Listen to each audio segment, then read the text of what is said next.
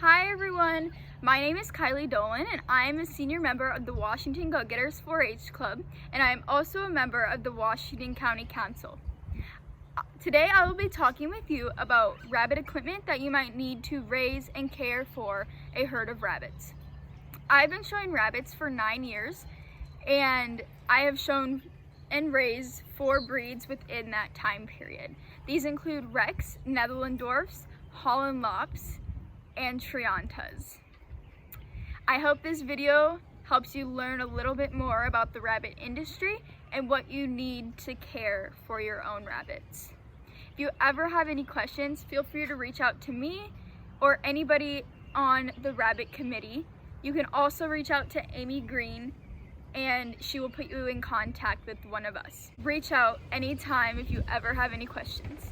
Now, on to the video. First, I will be showing you guys some of the general housing equipment and care items that you will need to raise your rabbits. For a cage to keep your rabbit in, I would recommend using a wire bottom cage, as it is much easier to keep clean than a solid bottom cage. I will show you the cages that I keep my rabbits in, which are all in systems with trays underneath, which is very easy when it comes to cleaning day.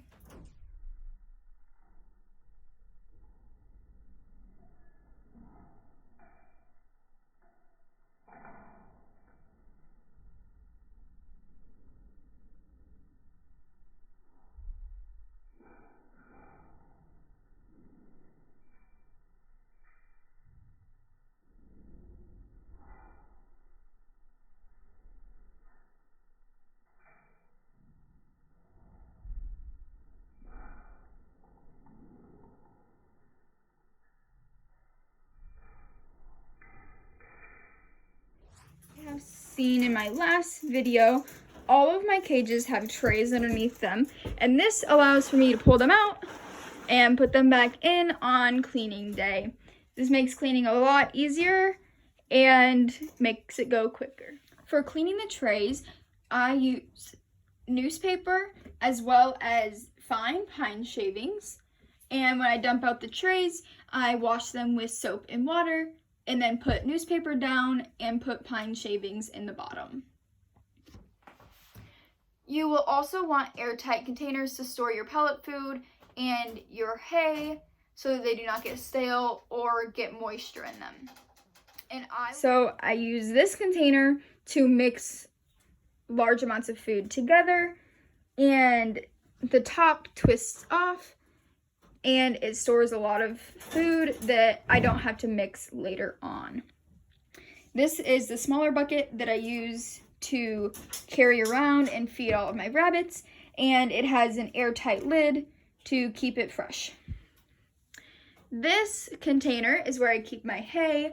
The lid twists on as well as clasps shut, and it is easy to carry around with the handles and feed all of my rabbits.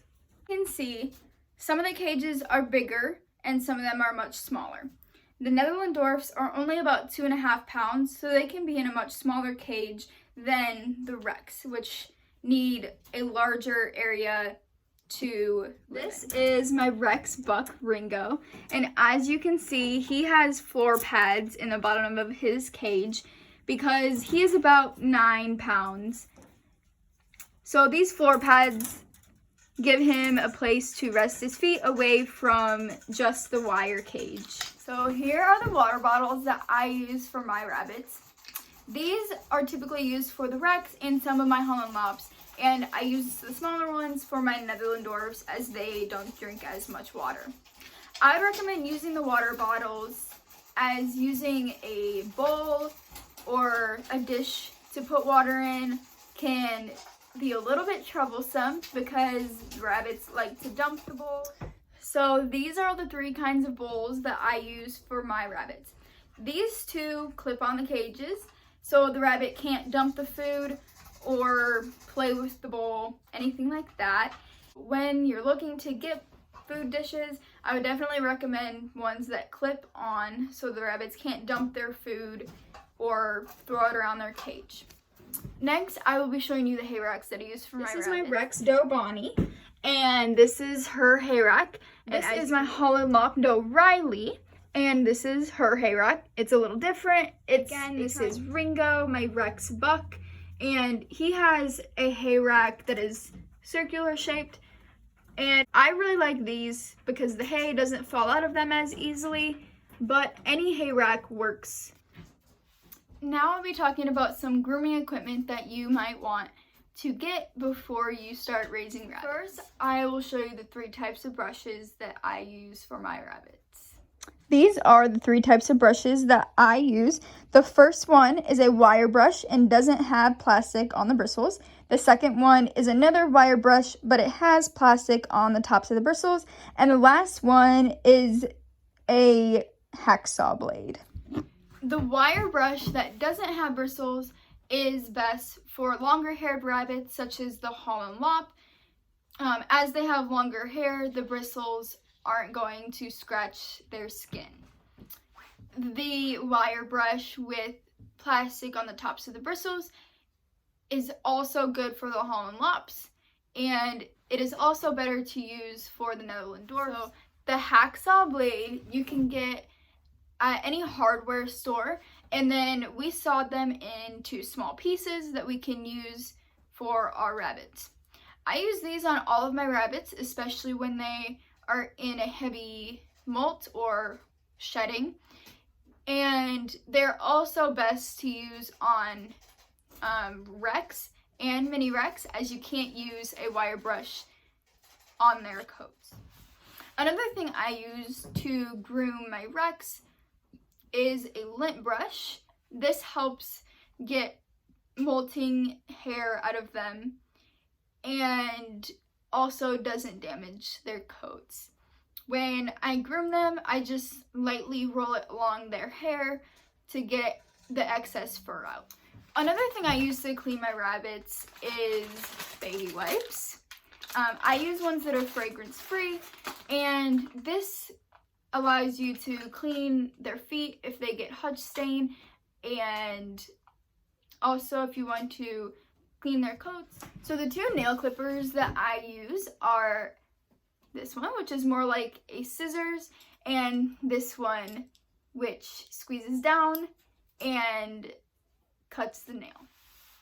I personally like the scissors one because they're a lot easier to use, and you can see where you need to cut the rabbit's nail much better. These ones are a lot slower, and you're more likely to accidentally cut your rabbit's nail too short if they kick or move. To groom my rabbits, I use a grooming table, which I will show you. And if you don't have a grooming table, you can also just use a carpet square to set them on. This is my grooming table. As you can see, it has a carpet square, and it also has a place where I can store grooming supplies. The top of this lifts off, and the legs fold together for easy storage. Now I will discuss some of the equipment you might need if you are going to an open show or even a 4-H show. First, you might want a carrier cage to transport your rabbits in. I have 2 holes, 4 holes, 3 holes, and a couple 1 holes that I use to take my rabbits to shows in. Another thing you might want if you are transporting a lot of cages and carriers to a show is a rolling cart that you can stack your cages on to take into the showroom. There are also a few things that you might want if you plan on breeding your rabbits. First of all, if you're going to breed rabbits, the does will need to be in bigger cages than the small ones that you might have seen earlier. When you breed your does, after a couple weeks, they will need to have a nest box in their cage where they will raise their babies. I have wood nest boxes and metal nest boxes. Again, the metal nest boxes are much easier to clean and the rabbits can't chew on them. But either works, and depending on the rabbit, depends on what size nest box you use. When you start to buy rabbits from breeders, typically they're already tattooed. But if you breed your rabbits, the babies will have to be tattooed before they can be shown. You do have the option of buying a tattoo pen, which allows you to write your own tattoos on your rabbits. You can also contact me or any of the rabbit committee, and they can refer you to someone to help you tattoo your rabbit. So in the summer, when it gets really hot, I will freeze water bottles and put those in my rabbits' cages to keep them cool. And I also run a couple barn fans to keep the air moving and keep the temperature down as much as possible.